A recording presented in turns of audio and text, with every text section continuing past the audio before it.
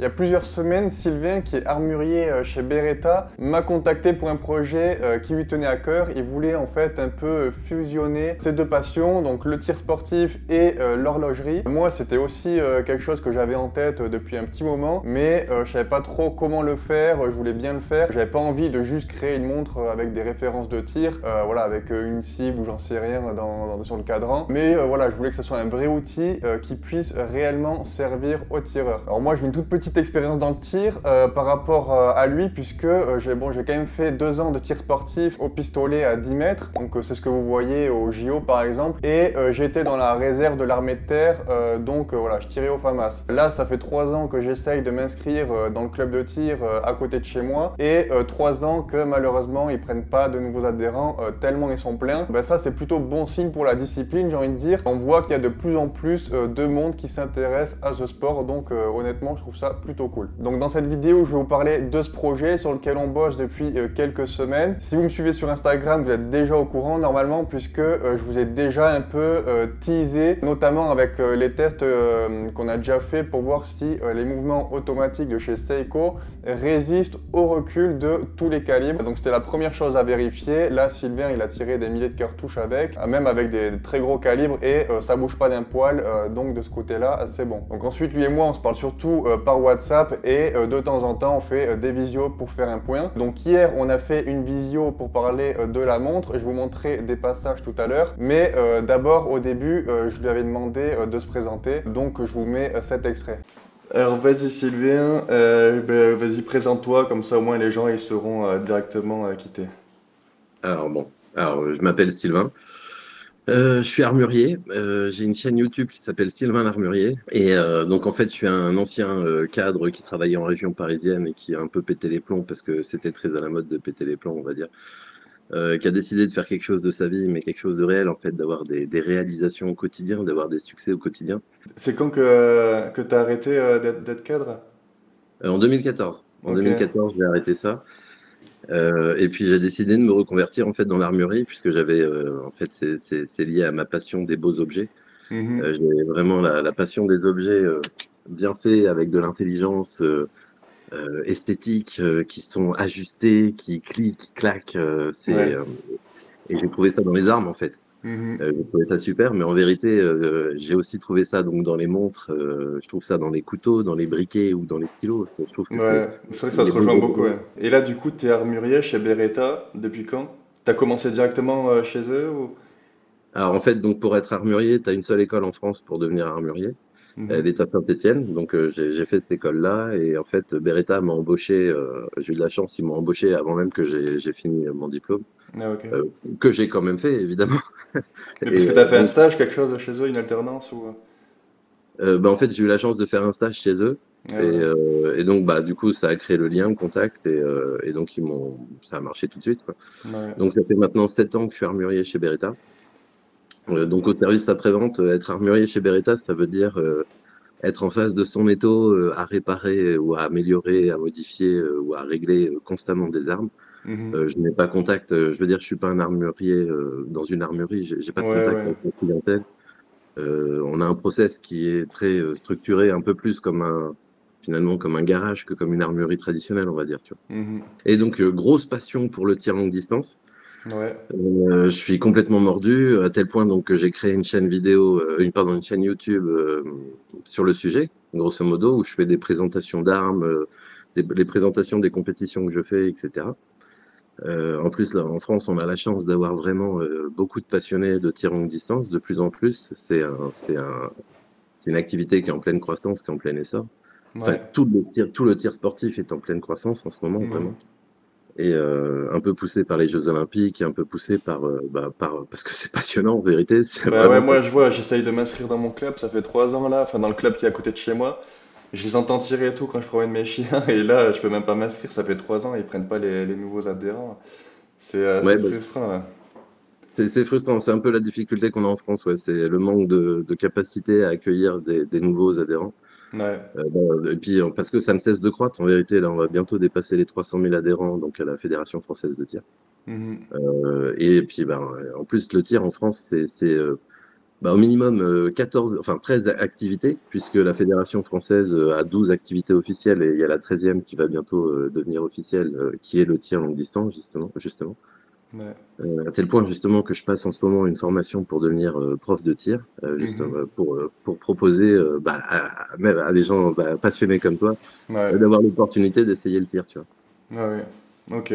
Donc voilà, c'est Sylvain qui a trouvé un moyen de créer un vrai outil qui permet de connaître la distance de sa cible grâce aux infos qu'on a dans la lunette du fusil et les dimensions de la cible. Évidemment, c'est pas une montre qui s'adresse qu'aux tireurs, comme une plongeuse ne s'adresse pas forcément qu'aux plongeurs. Vous pourrez même utiliser la fonction boussole, puisqu'on a ajouté une fonction boussole qui est hyper facile à utiliser en plus, grâce à une 4e aiguille qui peut aussi servir à calculer l'effet de Coriolis du coup. Je vais pas vous expliquer tout de suite comment on a fait pour la fonction télémètre. Je garde quelques surprises quand même, mais je vais vous mettre certains passages de notre dernière visio, histoire que voilà que vous suivez un peu le projet. J'ai aucune idée de si j'ai raison de le faire, mais voilà, au lieu d'hésiter, je me suis dit que je teste et si vous aimez ce genre de contenu, je ferai d'autres inside comme ça, puisque d'habitude je peux rien montrer sur les projets que j'ai avec des professionnels, alors que là on est totalement libre de faire ce qu'on veut. Donc je tente et on verra bien si c'était une bonne idée ou pas. Une autre chose importante avant de montrer cette visio, dans la description de cette vidéo, je vous ai mis un lien pour rejoindre un groupe WhatsApp. Si et seulement si vous êtes intéressé par ce projet, vous pouvez le rejoindre. Ça vous permettra de suivre en direct l'évolution de la conception de la montre, puisqu'on va créer plein de nouvelles pièces pour cette création. Et en même temps, nous on va pouvoir faire des sondages pour mieux comprendre ce que vous souhaitez sur les couleurs, le diamètre, etc. Enfin, vous allez voir dans la vidéo, des fois on se pose des questions, on sait pas trop. Voilà, donc n'hésitez pas à nous rejoindre dans ce groupe, mais vraiment que si c'est un projet qui vous intéresse réellement. Est-ce qu'on garde la date ou pas? Avec le design actuel, je pense qu'on peut la garder. Ensuite, si ça devient plus chargé que ça, il faudra l'enlever. Ouais, Ensuite, ce qu'on c'est peut ça. faire, parce que là, elle est à 3 heures, tu vois, donc, mais on peut très bien la mettre à autre part, où on veut, en fait. Les aiguilles, toi, tu pensais à quoi comme design? En fait, j'avoue qu'une version avec des aiguilles tout aussi larges que ça, je les trouve très jolies, ces aiguilles. En plus, le luminol, il est redoutable. Il est Ouais, il est vraiment bien, impressionnant. ouais. Mais peut-être essayer. Je serais curieux de voir avec des aiguilles ajourées. Mais on pourrait Tu vois, faire, en fait, quasiment la même forme qu'actuelle, mais juste... euh, exactement, ouais, je pense qu'on va faire ça. c'est ça. Et après, je me disais, est-ce que, alors c'est une question, hein, on est d'accord, hein, je partage avec toi, hein. Mhm. Tu sais, sur le design actuel, en fait, j'ai donc rajouté des petits repères d'heures encerclés, tu Oui, vois. D'ailleurs, je sais pas si t'as repéré, mais le 10, j'ai fait ouais, volontairement un X parce que ouais, je c'est trouve bien, que ouais. le X, tu tires dessus, tu vois. Ouais, Logique, tu vois un X, tu tires, tu vois la ouais. différence entre le bon tireur et le mauvais tireur. Tu vois un X, tu tires. Par contre, tu vois, je me disais peut-être l'aiguille des heures, la raccourcir un tout petit peu pour que quand elle arrive sur un des chiffres, elle pointe sur le chiffre. Étant donné que je vais pas avoir l'espace de reculer le chiffre, si tu veux, je me disais on pourrait peut-être réduire l'aiguille, Ok, tu vois, pour qu'elle arrive au niveau des pile du chiffre, tu vois, que quand elle pointe, au lieu de masquer le chiffre, elle le pointe. Tu vois ce que je veux dire? ok, ça ferait vraiment petit alors. Alors après, je peux peut-être essayer de reculer un peu pour On essayer de peut gagner faire un les peu deux, ouais, d'espace. je pense. On On fait peut les peut-être deux, se on faire solliciter, recule tu et en vois. même temps, parce que sinon ça fera vraiment petit. Alors pour le boîtier, on avait parlé là du boîtier de la Seiko Tuna. Et en fait, et vu qu'on avait un problème pour le diamètre, on savait pas trop, parce que voilà, apparemment, toi, les tireurs à qui t'en as parlé, ils voulaient un diamètre plus gros que ce que tu as là actuellement sur le prototype, donc 42,5. Et vu qu'on avait du coup, ben, c'est embêtant parce qu'un diamètre supérieur, ben, il y en a plein à qui ça va pas. Et du Ouais, coup, j'ai même eu des remarques que ça passerait pas facilement sous un treillis ou des choses comme ça, tu vois, un diamètre ouais, supérieur. Donc, ouais, ouais, euh, clairement. Donc, ce que je me dis, attends, je vais faire une capture de, non, un partage d'écran. Comment je fais, tac. Dis-moi si tu vois là. ouais, trop bien. Donc, en fait, ce qu'on va faire, enfin ce que je pense, ce que je te propose, issues there. c'est que Ouais, en fait, tu vois, il s'enlève et après, tu as une montre. Donc là, tu vois, on est à 47 mm et quand tu l'enlèves, ben, finalement, tu as une montre qui est utilisable comme ça. ah, Et là, d'accord. c'est du 40 mm. Et le seul truc pas fou, c'est qu'en fait, tu vois, tu as les deux trous comme ça qui sont, du coup, c'est les. Parce que ça, en fait, la protection autour, elle est tenue par trois vis. Donc là, tu vois deux trous. Mais c'est pas grave, puisqu'en fait, tu les remets. Donc tu vois, là, il mesure, tu vois, il voit qu'il est à peine à 41 mm, tu vois, donc c'est parfait. C'est parfait, ça correspondra au plus petit poignet. Et tu vois, D'accord. la gueule de la montre, c'est vraiment pas mal. Et ensuite, nous, de toute façon, le boîtier, je pense qu'on va en faire un sur mesure. On fera les plans du boîtier et tout, parce que j'ai euh, mon ami là qui m'avait fait la katana. C'est lui en fait qui va. Moi, je lui avais juste donné les idées, etc. Et en fait, on voyait ensemble, mais c'est lui qui était sur le logiciel de montage. Tu vois, il a le Très bien, logiciel de très bien, montage, n'importe quoi, le carrément. logiciel de CAO. Lui, il a travaillé pour Dassault, Daher et tout, donc il est bon. Et du coup, voilà, donc là, t'as pas les vis. Et en fait, après, tu vois, il remet les vis. Et là, en fait, tu vois qu'elles sont trop longues. Mais nous, on Ouais, fera soit on va s'arranger pour qu'on puisse réutiliser les mêmes vis. Mais ça, je suis pas sûr parce que du coup, ça veut dire qu'il faudra faire des compromis. Ou alors, ben, il suffit de donner un autre jeu de trois vis. Et comme ça, tu vois, tu bouches les trous et puis c'est nickel, quoi. ah si, carrément, non, si, si, mais ça veut dire que tu veux reprendre l'idée de la pièce qu'on remet par-dessus alors, quoi qu'il arrive. Ah oui, J'ai j'avais ah oui, compris que c'est. tu voulais peut-être ne pas la remettre, c'est pour ça. Ah non, non, c'est ça. En fait, les gens, ils auront le choix, tu vois, entre les deux configurations. Là, tu vois, il D'accord. y a la montre sans et la montre avec. Et les gens qui trouvent que elle est trop grosse avec la protection, eh ben, ils l'enlèvent, tu vois. Ou moi, je pense même que moi, en fonction des jours, des fois, je le mettrai sans, des fois avec, tu vois. Carrément, En carrément. fonction de comment tu es habillé, tu vois, si tu veux un truc vraiment ultra solide et tout, parce qu'en fait, ça protège réellement le boîtier, hein, tu vois, là-bas, c'est fait pour protéger. Mais si c'est trop gros pour toi, bah tu l'enlèves. Ou alors Ouais, ouais, d'accord, je comprends l'idée, je comprends si comment un tu veux. jour tu veux une montre plus petite, tu vois, des fois, moi j'ai envie de porter ma G-Shock, des fois j'ai envie de porter la Marine Master, tu vois, ça dépend.